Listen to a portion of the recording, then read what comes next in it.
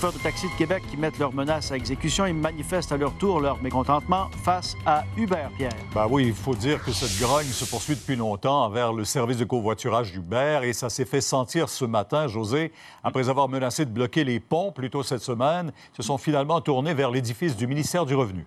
Oui, un peu avant 7 heures, entre 100 et 150 chauffeurs de taxi qui se sont donné rendez-vous autour de l'édifice de Revenu Québec dans le secteur Sainte-Foy sur la rue Marly. Ils ont bloqué donc l'accès aux véhicules et par le fait même au stationnement des employés. Donc, ils devaient garer leur voiture dans les rues aux alentours et puis par la suite marcher jusqu'au travail. L'accès à l'édifice n'était pas bloqué.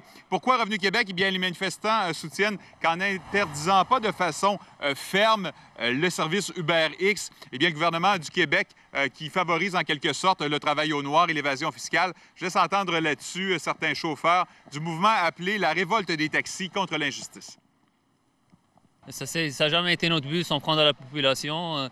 On a décidé de prendre un édifice gouvernemental pour dire qu'on vise le gouvernement, c'est lui le responsable de cette situation et la solution, c'est entre leurs mains. C'est illégal, mais on ne peut pas toujours entendre ça.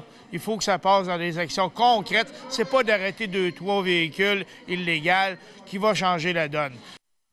Comment cette manifestation a été perçue par les employés du ministère? Heureusement pour eux, les policiers ont permis exceptionnellement de stationner dans les rues autour de l'édifice, même dans les endroits où c'est habituellement interdit. Mais bon, ce n'est pas tout le monde qui était content. Voici quelques réactions. On part un petit peu plus loin. Je pense qu'il y a une certaine tolérance là-dessus. On fait ce qu'on peut. Est-ce qu'on l'approuve? Ça, c'est une autre question. Est-ce que c'est dérangeant? C'est leur moyen de pression. Bien, c'est le bruit, hein? Le bruit, mais... c'est certain que l'autobus va m'arrêter peut-être 1 kilomètre, là. Mais il fait beau matin, par exemple. Et par ailleurs, hier soir à Québec, il y a eu 2 opérations de saisie de voitures, justement, de conducteurs qui servent donc de chauffeurs pour Uber. Il y a 9 véhicules qui ont été remorqués et puis, dans certains cas, des conducteurs là, qui en étaient à des récidives. On parle d'amendes, écoutez, qui varient entre 350 et 1050 $ en plus des frais de remorquage. Oui, merci beaucoup. Et puisqu'on parle justement d'Uber, à Edmonton, on est devenu hier la première ville canadienne à autoriser ce service. Ce nouveau règlement adopté par 8 conseillers contre 4 clarifie les statuts de l'entreprise. Les chauffeurs d'Uber devront se procurer un permis d'exploitation de 70 000 $, en plus de verser une taxe sur chaque course.